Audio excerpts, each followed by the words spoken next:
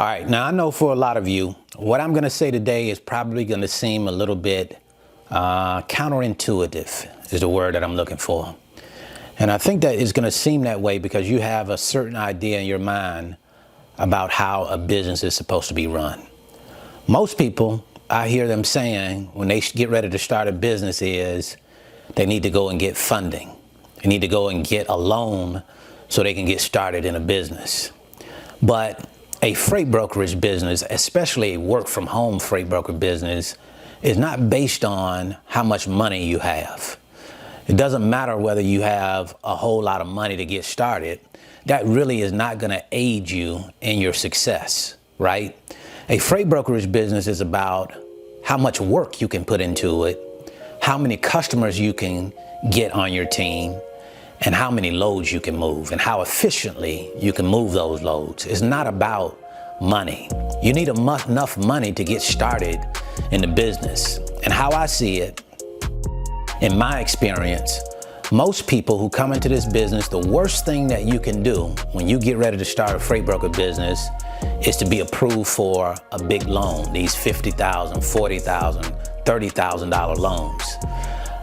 Because what I've found is that when people have an excessive amount of money, more than $10,000 or $15,000, they tend to chase things. They chase different systems, resources that they think will help them build a freight brokerage business.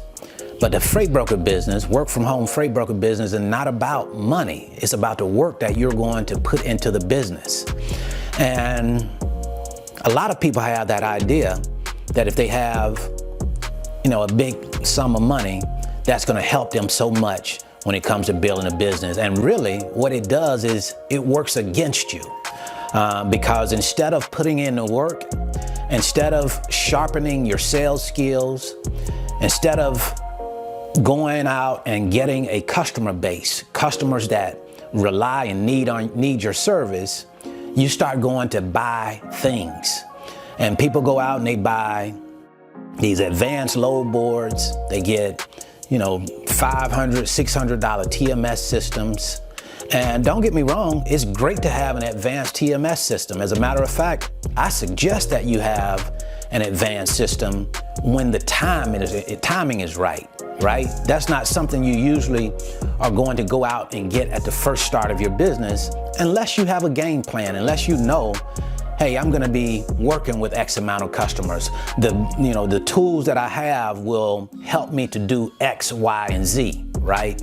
But so many times I see people, they go out and they buy very expensive items, systems to start their business. And it's the purpose of it is because these systems are going to move loads. But those systems have nothing to do with you getting customers. The customer part is on you. Now, yes, the systems are going to help you, right, when you start getting customers. But if you don't have any customers and you have thousands of dollars in systems, you don't have much at all. You just have some expensive systems. So my suggestion is that you have a basic system in place, right? A basic freight brokerage business in place. You start moving loads. You start making money. And as you start making money, you start moving loads and your demand picks up from your customers. They want more of your service. They want you to move different types of loads. Then now the work that you're getting justifies you going out and upgrading your systems. The work that you're getting justifies you going out and upgrading your insurance, right? Some people want to start out with automobile liability insurance, commercial general liability insurance, and CCI, contingent cargo insurance, right? Now, technically speaking, a freight broker does not have to have any insurance at all, but many shippers require that you have insurance, at least CCI. So I would suggest that you fulfill the requirement of CCI, right? And then when you start to get bigger customers and they require that you have more insurance, then it makes sense for you to go out and get some additional insurance. But don't fool yourself into thinking that it's about you spending money. Because I see people do that often. They come into the business and they have money at their disposal. They have a lot of money that they can spend. And what I find them doing is just spending money, running and chasing things. And they have a lot of things. They have a lot of tools. But now you just have tools that you're paying for, and you're not moving loads. You're not moving enough loads to pay for the tools that you have. And those tools are paid by you. They're coming out of your pocket, right? So to me, it doesn't pass the common sense test to go out and get a lot of tools to start out with. Now, if you have a customer base, don't get me wrong. If you have a customer base to support the tools that you have, for example, if you have a TMS and you have access to LTL carriers, and you have customers where you have LTL freight, then it makes sense to have access to LTL carriers.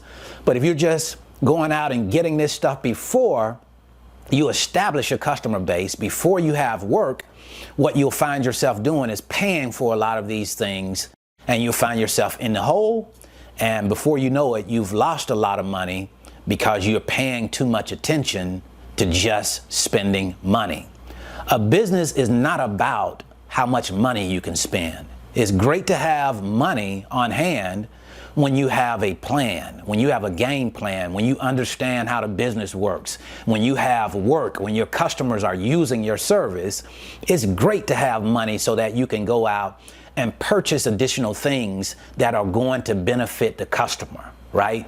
Sometimes you'll find yourself just having a whole lot of tools that are no benefit to your customers because you have a different type of customer that does not need those types of systems.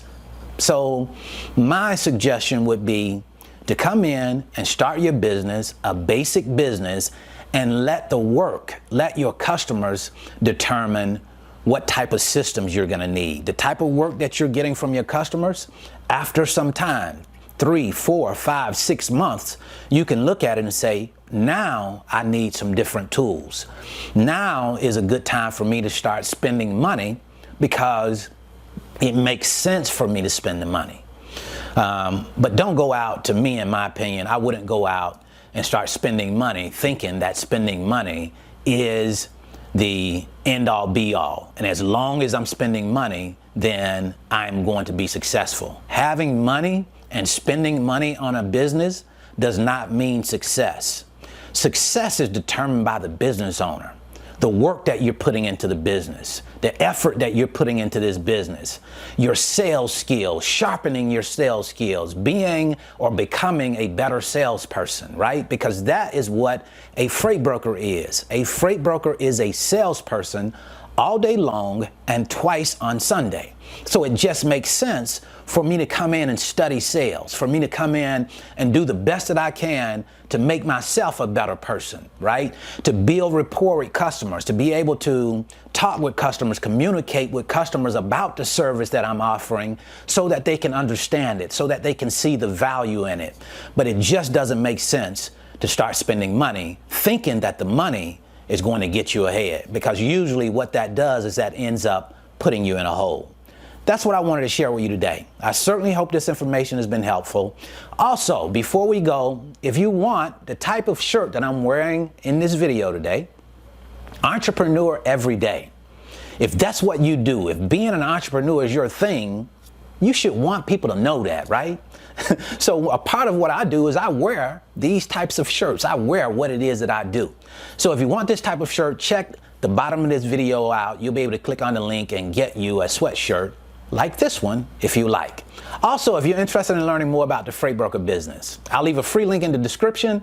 It's my 5-video series, and it's titled How the Load Movement Process Works. This is really going to give you a good look as to me in the office moving loads, talking to shippers and carriers, so you can get a better understanding of how the business works before you actually come into it. And then if you're interested in learning more about how we go out and use load boards that we use to post our loads, help us find the carriers, and of course, as a rate sourcing tool, I'm going to show you a free tutorial right here. So until the next time, I wish you the very best in your life and business. See you at the top, because the bottom is much too crowded. See you on the flip side.